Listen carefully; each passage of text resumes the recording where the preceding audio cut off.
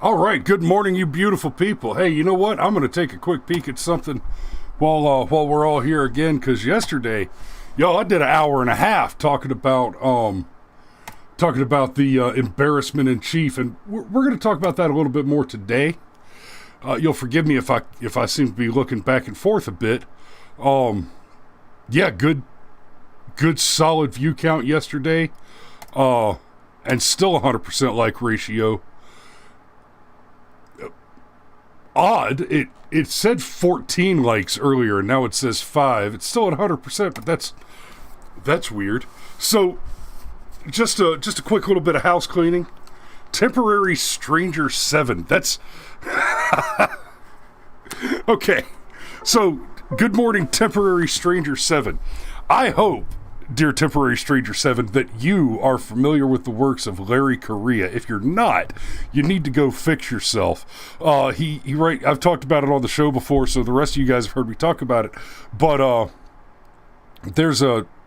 he writes a series of short stories related to Tom Stranger, the interdimensional insurance agent. You're in strange hands with Stranger and Stranger.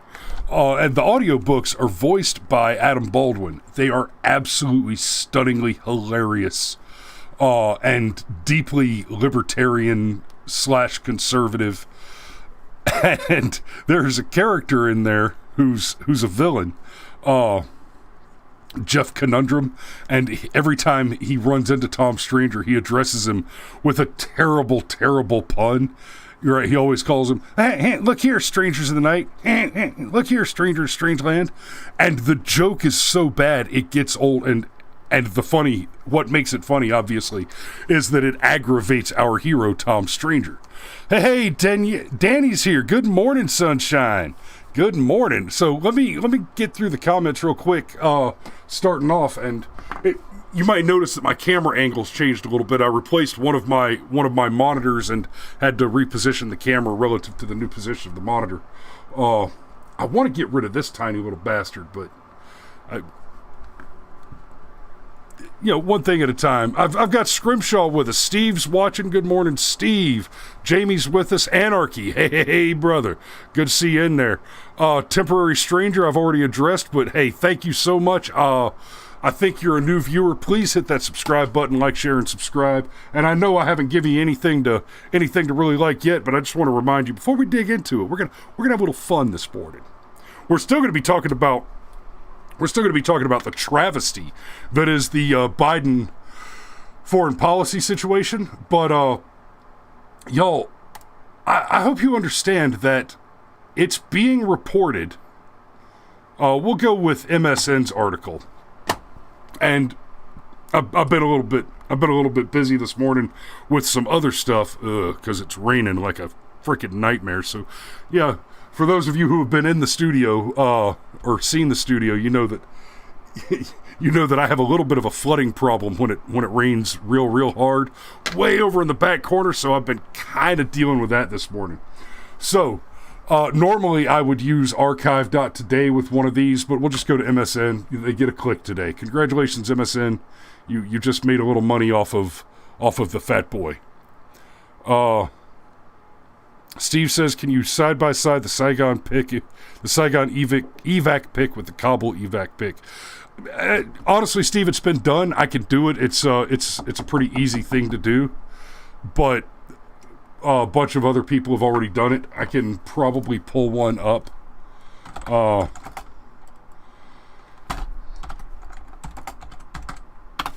I'd probably snap one up pretty quick. Yeah, too easy. So there's the image you're talking about. It's been done.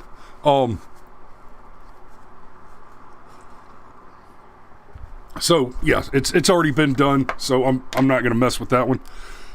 Danny says, bomb ass show yesterday. Hey, sweetheart, I appreciate it. I'm glad you watched. And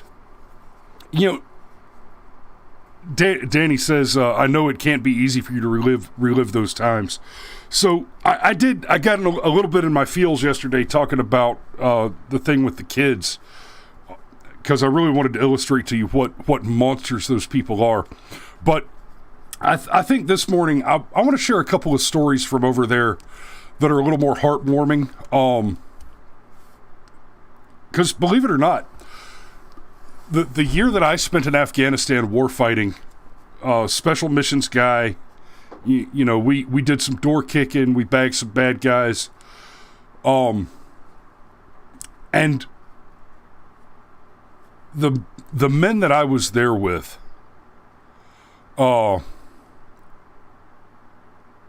I still keep in touch with most of them. And by the way, if you happen to watch this, when I talked to your dad yesterday, and I just learned about your recent new post assignment, which means, brother, we need to get together and have a cold beer, because you're like right down the street now. So keep that up, and we get you over here to the lake house and go catch some catfish, drink some cold beers with the old Sergeant Major. Because, you know, love you, brother. But there are things that happen downrange that are also amusing. So this one, I'm going to share real quick a secondhand story. I didn't actually get to see this one. It happened to one of my buddies. And because it's somebody who I have a great deal of respect for, and for whatever reason I don't ever see him watch the show, I'm not going to use any names, but I suspect that a few of you watching know me well enough to know who I'm talking about. So this one NCO that was over there with me, great guy. He was sitting on the top of a roof of one of these little compounds, looking through some binoculars and working some gear. Basically pulling an overwatch position on some cats on the ground while they were setting up. And among the troops that he had on the ground, right under him, was a mortar team. And they suddenly took a little bit of ambush fire. Somebody, the enemy opened fire on them. And the team on the ground, the mortar team, immediately identified the point of origin for the attack, set up the mortar tube, and let one rip. So the particular types of mortar they were firing have these fins on them, right? And so he let one rip. Well, so my buddy's sitting on the side of the building with his feet hanging over the side of the building like this. And when he told me this story, he was showing me his boots. The boots that he was wearing just until we could get to the exchange so he could get a new pair of boots to replace them. Because that mortar ripped off, and it went directly up between his legs. And the fins on the mortar, it was so close that the fins on the mortar had cut, on both sides, had cut the soles of his boots. Just cut just deep enough to cut all the way through the leather and actually cut his socks without actually cutting him. So he walked away without injury, but both of his boots were cut by the fins of the mortar. And that's one of those, you don't get that close to disaster without being amused by it later. Yeah, I mean, in the moment, holy shit. But, later when you're sitting at a DFAC and you're, continuing to enjoy your delicious ice cream sundae despite the fact that the enemy's firing indirect armaments overhead, because screw them. You're almost out of mortars and you haven't hit me yet. I'm going to finish my frickin' ice cream. Well, at that point, that story's just funny. And then the other one I want to relate, and my mother just made a comment, so I definitely want to share this story because it actually happened on her birthday. Right before my mother's birthday, while I was deployed, we had a bad day. And I'm not going to get too deep into this story because I don't want to have to crack open the whiskey bottle again this morning. But right before my mother's birthday, we had a bad ambush situation. The enemy managed to take out 2 of our soldiers, and then we burned down the city that they launched the attack from. It was a hell of a bad day. In a lot of ways, it was a hell of a good day too. But two of our soldiers died in a vehicle-borne IED attack, which was absolutely heartbreaking. They caught us by surprise that evening. It was my job to find and eliminate enemy command units. Like that was my primary mission. And I figured out who it was. Found where he was, and we went after him. And again, for various reasons, I can't go into names and specific locations and dates, but anyway, so we find the guy in this little tea shop that was right across from the command outpost we were operating out of. And this particular little tea shop, I don't know what the problem was. I don't know what was wrong with these guys. It was literally 317 meters away from the front gate. I know that number very, very well. I know that number very, very well because I can tell you with absolute certainty, I do not miss a target with iron sights at 317 meters. It is what it is. Because I've had a lot of practice with it. And for some reason, the enemy commanders would always meet in this one tea shop.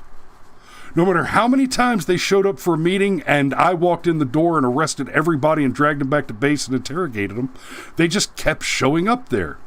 And, about the fifth or sixth time that I arrested a whole pack of bad guys out of this tea shop, I started asking myself the question, okay, they can't be this stupid. They must be trying to set me up. So I started doing different things to make sure that I wasn't walking into a trap every time I walked in there.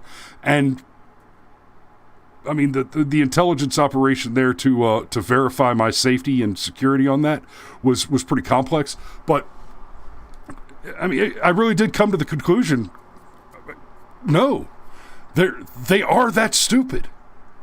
They're literally too, like I was saying yesterday with the guys that kept shooting themselves in the face trying to put their rifle back in the rifle rack.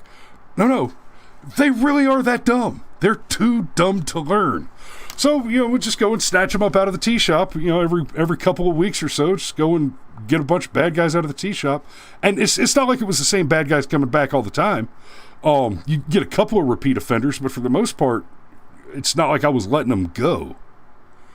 Right? And before you get all in the squishies, we had a prison, there was that.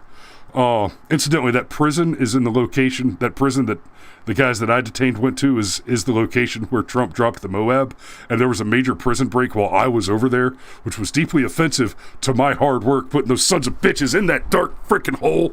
But then, we kept having a problem with the tunnels getting dug up under the prison, and so, the God Emperor dropped the Moab and said, that's enough of that nonsense.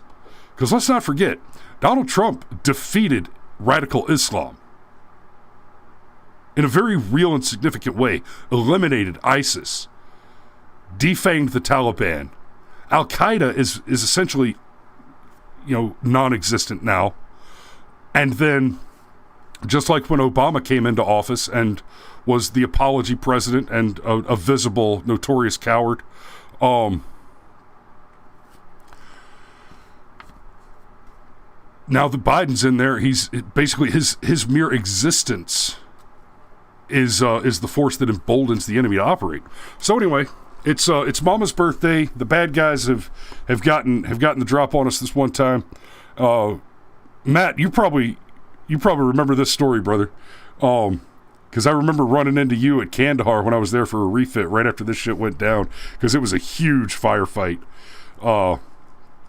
When we got ambushed. Well, so a few days later, it's my mama's birthday. I figured out who the bad guys are, and I've gone to get them out of the tea shop again. So it's a commander and his lieutenant, and they come running out of the tea shop, and they hop on this little red dirt, like I won't even call it a motorcycle, it was a dirt bike, and they take off, and we go to chasing them, except they're on this little dirt bike, so they can squirt in and out of these little alleys while we're in our big armored trucks, and our mobility's a little bit limited. When all of a sudden, over the radio comes comes the call, Meatwall, this is Long Knife. I need to speak to your 6. And I'm like, I don't know why you even called me to begin with. You're looking for Hard Rock 6. So the helicopter pilot calls the unit commander and tells him what he's there for, and the unit commander calls back to me and says, no, he's looking for your unit commander, because I was an attached piece. I was like, that's me. That there is, I'm it. Like, unless you want to go back to flipping Kandahar and talk to the captain there, I'm it. If you're looking for the commander on the ground for this piece, it's this sergeant. Well, whatever. Okay, cool. Let's do this. So all of a sudden, I've got this helicopter pilot, and I never knew exactly what his rank was, but myself at the time being a sergeant, I know it was way the hell above my pay grade. It was probably a captain or a warrant officer, more likely. But he's calling down, asking me for commands on this particular situation, and I tell him, hey, here's the deal: we're chasing these bad guys. They're on the red dirt bike. He says, yeah, I got eyes on. What do you want me to do? I said, just make sure you don't lose them. We're gonna, I think we know where they're going. We're coming around. We're following them up. We're gonna wrap these guys up. I want to arrest them and interrogate them about the ambush from earlier this week. Yeah, no problem. We got it. So.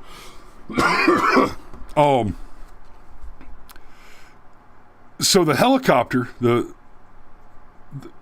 Kiowa helicopter, follows this red dirt bike, and the dirt bike gets on one of the larger roads where there's enough room for the helicopter to get down a little lower, chopper to get down a little lower, and we come around the corner, and this Kiowa, this commander has lowered this Kiowa down, so he's about 10, maybe 15 feet off the ground, right? He's just basically as low as he can be. I was actually a little nervous watching it, because it looked like if he was to come down any lower, he'd start nicking the tops of houses and buildings on the sides of the road. And so I could see the prop wash just blowing sand all over the place, right? You can barely see the dirt bike anymore.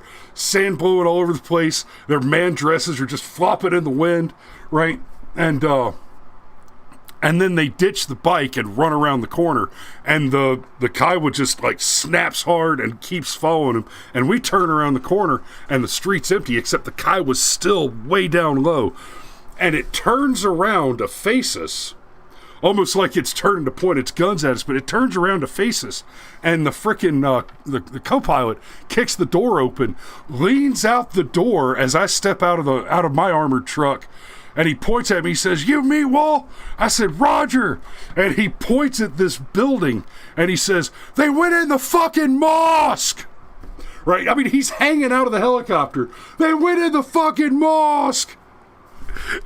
And I almost couldn't continue the operation. I was laughing so hard. So, rules of engagement, because Obama was president at the time, rules of engagement said we couldn't go in the mosque to get them. But our Afghan National Army partners could. So we sent our A&A guys in there. They round up everybody and bring them outside, right? They bring 10 dudes out of the mosque. They line these 10 dudes up against a wall, and I start telling my Terp to ask him some questions. And before I even finish telling the Terp what questions I want him to ask these guys, 8 of them point at the other 2 and say, "We don't know them." And that was the end. That was the end of that exchange. We bundled them up and threw them in the back of the truck, and got them back to our command outpost. And those guys were actually the first ones that I used my iPad on. I was telling y'all yesterday, I bought an iPad just for that deployment. And when I bought that iPad initially, it was the first iPads that just came out. One of my privates said he was going to get one, and I had something else going on that day, so I couldn't go I was going to go stand in line with it, but I had to go handle some business. So I said, "Well, hey, private, here's a wad of money. Will you pick me one up while you're there?" And he did. And so I took it downrange with me, and I got it because I thought it was going to be a fun toy. I thought it was going to, hey, we got a long flight over there. I can watch some movies on this thing, maybe listen to some music while I'm working out downrange, stuff like that. I didn't know. It didn't occur to me going into it. This is 2010, right? The iPad was a novelty. Never occurred to me how useful it would be. I'm an Apple guy, right? I was not. I'm still a fan of I'm still a member of the PC Master Race as far as my production equipment and gaming goes, but for my small electronics, I love the Apple products. I really do. And part of that affinity is just the number of terrorists that I've killed with an iPad. All of a sudden, I'm down there and I've got this iPad in my hand, at a time when it's a novelty. Nobody's seen it yet. It's the newest tech. And I'm pulling up Google Maps in this thing that fits in my giant pocket and drawing circles and arrows on it like I'm showing somebody a football strategy, except what I'm doing is, okay, I want armor here. I want them to move around this way as our infantry guys move this way, and I'll have surveillance here, and I want a sniper here, here, and here. Yeah, I'm walking into rooms as a sergeant to talk to colonels and generals, battlefield commanders, and tell them these are the resources I need, and here's how I'm going to use them. And being able to put that plan out like that was huge, right? So that was part of how we were able to run this bad guy down. And then once we got him and his lieutenant back on base, if y'all remember the original iPads and iOS devices, the voice memo had this kind of stylized 1950s microphone image on it, and it had the dial that showed you the decibel level of what you were recording that went green. It had the colored bands across the top, green, yellow, red. So I pull it out, I'd set it on the table, right? And I had a pair of headphones where I cut the earbuds off the ends of the wire and just had the two little wires exposed and just put a couple of pieces of like round, just tape on them, right? Like electrical tape. And so I sit this guy down at the table and I pull out the voice memo, right? The voice memo recorder. And I plug in the headphones and I tape the two little leads to his hand. And I explain to him, this is a lie detector. If this needle goes into the red, I'll know you're lying. And all of a sudden he's talking real quiet, right? Because, this is a man he's an Afghani. He's too stupid to learn. And he's looking at a piece of technology that even Americans aren't familiar with yet. It was one of the most useful tools that I had in my kit, and he basically gave me the shop. After that, we were able to round up another like 30 important fighters. They weren't all commanders or lieutenants, but we rounded up another 30 fighters that week on that. And so that evening, after I made that arrest and conducted that interrogation, I called my mother on Skype from Afghanistan. I said, "Hey, Mom, I got you a terrorist for your birthday." So, and that is my funny story that I've just spent more time than I intended to on, bringing us almost up to the end of the show. And I appreciate you guys watching while I ran my mouth on that. I love telling that both of those two stories. So you know what? Instead of railing on how while the January 6th thing keeps being called an insurrection, and our mainstream news is now reporting that the thing in Kabul is a peaceful transfer of power, instead of railing on that, I'm just going to tell one more story, and I'm going to call it a day and get back to running my vacuum in the flooding corner there. So,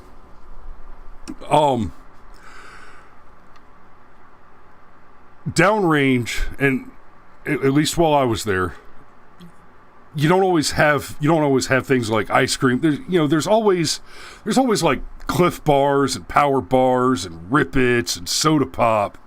As long as you can get to a DFAC, a dining facility. So even the smallest command outposts, unless you're just like two guys in a tent doing forward observation, you basically have a cooler with some drinks in it, pallets and pallets and pallets of bottled water, and you'll get you'll have a tent that's got a table in it that's covered with Cliff Bars and that kind of granola bar trail mix, something you throw in your pocket that you can just get a bite of, get you a quick little bump of nutrition while you're out on patrol or something. But you don't get stuff like, a cake, ice cream, big, puddings, desserts and stuff like that. So no shit, there I was. It's late in our deployment. So by this time, all the guys that I'm there with have been involved in indirect fire a lot. Like, I remember when we first got there, I was at Kandahar one day, and these infantry guys that had just come back in from a patrol were walking into a barracks, and one of them kicked his boot into the side of into the side of this like wooden boardwalk space to knock the sand off of it, and a bunch of us snapped our heads around like, what? Like it was a gunshot. Like, no, it's just a loud noise. We're all pretty well on edge at that point. But then, 6, 7, 8 months later, it's pretty old hat. It's like, oh, well, I heard a bang, but I didn't hear the snap, so I know it's not coming at me. And it, you don't jump like you used to. Well, so I'm in the DFAC at one of these larger cops that actually had like ice cream, soft serve ice cream and stuff like that. They had a pretty good little DFAC there. And Parks says, wait, you had a tent? Lucky bastard. Hey, Parks, in fairness, brother, I had a tent more often than not, but I did sleep a lot of nights in that armored truck, and I did take a lot of showers that involved just leaving a case of water on the hood of the truck so it would get hot before I poked holes in it, right? But anyway, so I'm sitting there with 3 other guys, and we're, it's at this point that the 10th Mountain Division had just come in to replace the 101st as the Battle Space Command Unit. And the 101st Airborne guys, they were guys, these war fighters were steely-eyed, man-eating murder machines braided from high tensile frickin' tungsten cable. They were unstoppable war fighters that loved to do what they did. I was woken up one night by a particular lieutenant who had been with his platoon. They had been playing video games all night. They'd been playing Call of Duty all night, and he comes and wakes me up at like 2 o'clock in the morning. He shakes me, says, "Hey, Sergeant Lowry. What's up, sir? What's up?" He says, "Hey, we've been playing Call of Duty all night. We're getting bored. You got any bad guys we can kill?" And I said, "Yeah, okay, yeah. Go start the coffee. I'll get some pants on. We'll see what I can come up with." And we went out. We went out on a mission. It was awesome. The 10th Mountain Division guys, they were such doughy, unprofessional wastrels of a service unit that more often than not, when you saw them in their gear, their jelly donut fat rolls were poking out between the rib straps. On the first patrol that unit went out on, 50% of the patrol unit had to come back to base, black on water heat casualties, and were actually evacuated because they weren't fit to operate in the environment. So there we are. The battle space has been taken over by 10th Mountain, and I'm sitting at the table with 4 of my guys that we've been working with, and we've all got these ice cream sundaes, and I mean, banana split, 3 scoops, syrup and sprinkles, like, ice cream sundaes like we hadn't seen the option to get close to in nearly a year. And they're freaking delicious. It's 135 degrees outside, and these ice cream sundaes are pure witchcraft. When suddenly there's an indirect fire, there's a mortar attack. Mortar comes over the wall, hits on the opposite side of the base, over by the airfield. hits on the opposite side of the base. You know, it hits so far away on the base that we could hear but not feel the impact, right? And we knew the area. We'd been there for almost a year by the time, you know, at the time the story happens. And the siren goes off and everybody goes running out of the DFAC except for the four of us into this table with our ice cream sundaes. And this 10th Mountain Sergeant Major comes running by.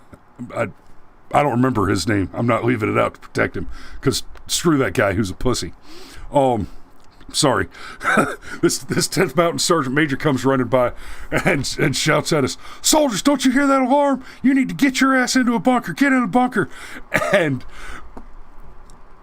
I almost said his name, but one of my other guys at the table with me who outranked me at the time, outranked me perpetually because he kept getting promoted after I got out. Anyway, the other guy at the table with me looks at him and he says, "Sergeant Major, that was their shot. They're not going to shoot anymore. They're done. We're not walking away. I'm not telling my guys to walk away from this ice cream. We're going to finish our ice cream." And we did. We absolutely did. Right? And we could even hear the gunfire go off as some of the guard towers started to rip some of those 50 cal sniper rounds out of the M99 Snow Wolf, the Barrett M99 Snow Wolves that they had up on the towers there.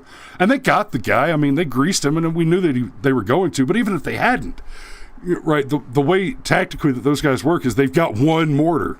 They come up and they fire the one mortar, and then they run because they can't afford to lose that mortar tube. So they can't afford to stick around long enough to drop a second mortar.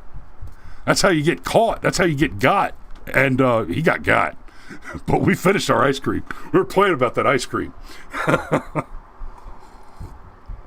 So I just wanted to, I thought I'd do a little bit of that. Those more heartwarming, fun stories today.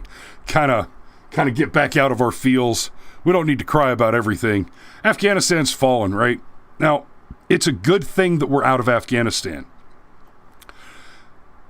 That, with a very narrow exception of the earliest entrance into that mission to eliminate the Taliban and deny the tactical use of that territory and its immediate allies to Al-Qaeda and prevent Al-Qaeda from reforming, which should have been the narrowly defined mission that we were on. We never should have been in Afghanistan past the first year, maybe 2 years. And I put this on Bush. You know, Bush was, I never liked Bush. I didn't vote for him because his eyes were too close together. I mean, he looked like a rat snake. Never liked the man. He was basically a Democrat. Oh, I'm a compassionate conservative. No, you're a radical leftist. That's what the Bush regime is.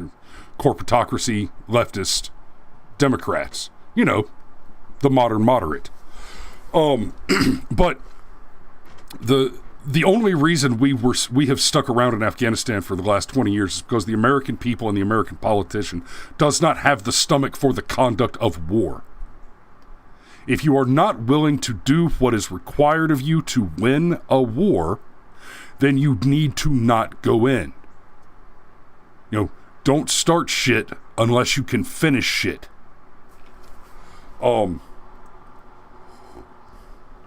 It seems distasteful to consider, but let's you know what, I'm gonna pull some numbers real quick.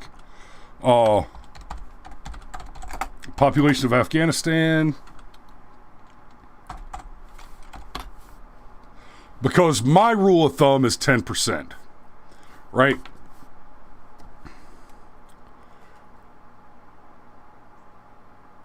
So we're gonna go with 37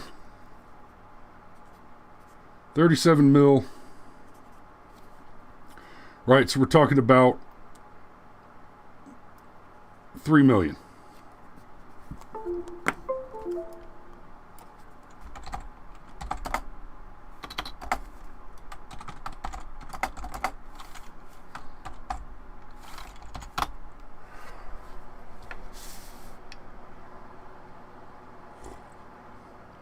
So my question to you is,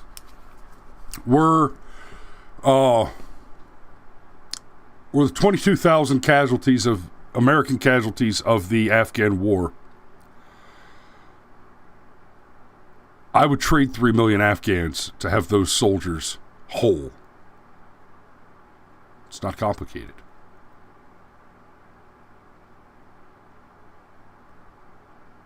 Even at 0.1%, the enemy would be utterly routed, not prepared, demoralized. And that's the end of your fight. But you have to fight the fight. Right? That's all you had to do. So, that's where we are today. I'm going to call it there, and tomorrow will be WTF CNN. Well, I'm back. I think I'm going to back off the WTF CNN Wednesday shows because CNN's just not that interesting. I'm getting bored with poking that particular dog while it's down. So we'll see what we come up with for tomorrow. Love you guys. Thanks for watching. Y'all be safe out there, and I will see you tomorrow.